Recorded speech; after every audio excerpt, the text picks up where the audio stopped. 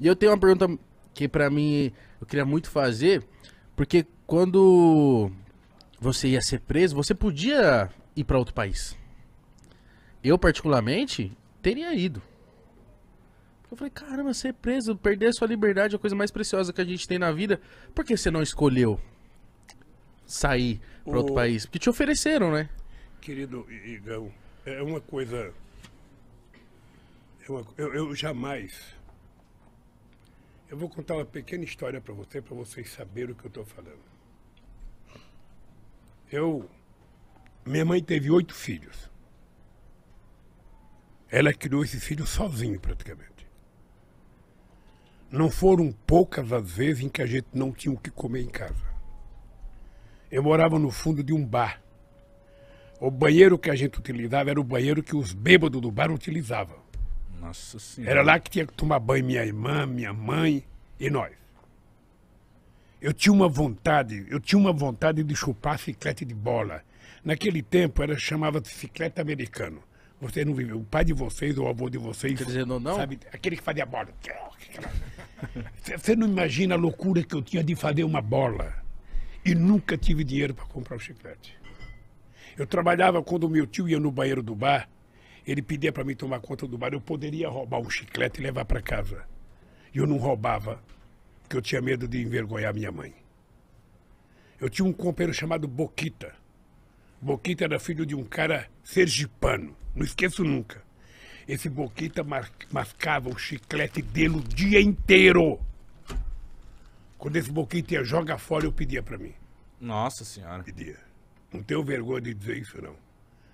Pedia o chiclete borrachudo, sabe? Levava para casa, lavava ele, colocava um pouco de açúcar. Botava no congelador? E chupava um pouco. Tá? Eu tinha vontade de comer uma maçã. Naquele tempo tinha umas maçãs argentinas. Filho, eu tinha vontade de roubar uma maçã. Roubar e sair correndo e comer. Eu não roubava com medo da minha mãe.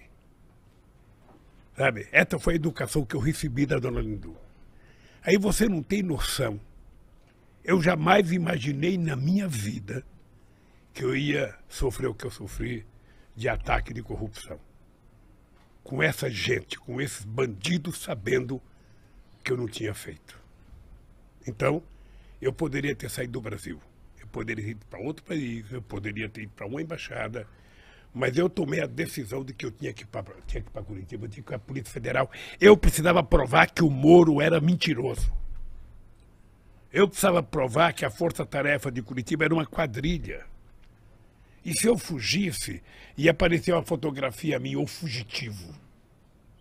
E eu não tenho mais idade para isso, cara. Eu tenho um bisneta, eu tinha que honrar a dona Lindu. Então, graças a Deus, eu provei. Tô até hoje, perguntando para esse Moro, diga, tá, o que eu roubei? A sentença que ele deu para mim, sabe qual foi o crime que eu cometi? Qual? O crime é o fato indeterminado. Eu fui condenado por um fato indeterminado. Que esse sem vergonha não teve coragem de dizer. Ele poderia ter dito. Sabe? Então, é muito duro. É muito duro você estar na sua casa, junto com a sua família, e você vai à televisão ficar 20 minutos falando que você é ladrão. Falando que você roubou. Sem mostrar absolutamente nada. Sabe? Então, isso foi muito duro. Eu jamais imaginei passar isso na vida, jamais. Essa é uma marca profunda que eu vou levar na minha vida, sabe?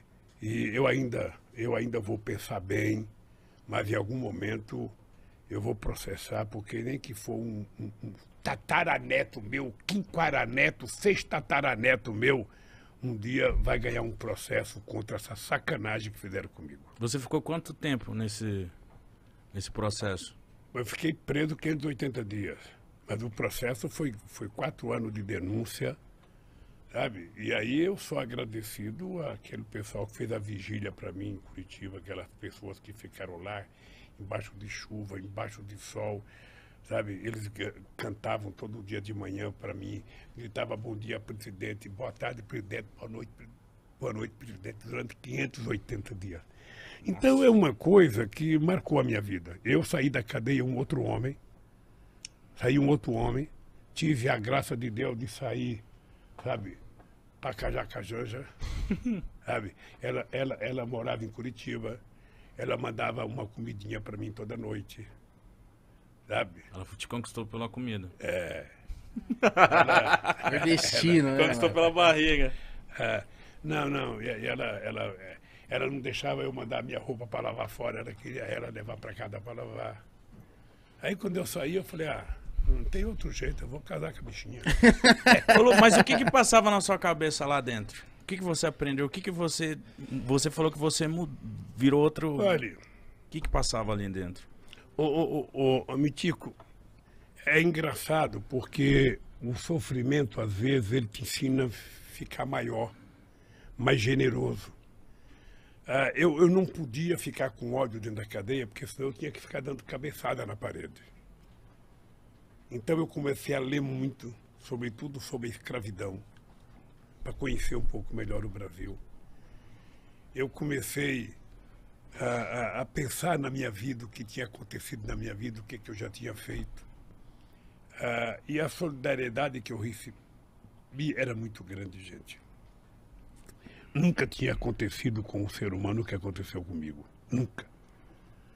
Sabe, a vigília foi uma coisa muito forte na minha vida. Muito forte. Então, eu saí generoso, eu saí pensando em casar com a Janja e sair da política, sabe? Vou viver minha vida. Mas não tem jeito, sabe? Durou quanto tempo esse pensamento? A política é como uma cachaçinha. Você... Falei, eu não quero, mas tomou a primeira, você vai em frente.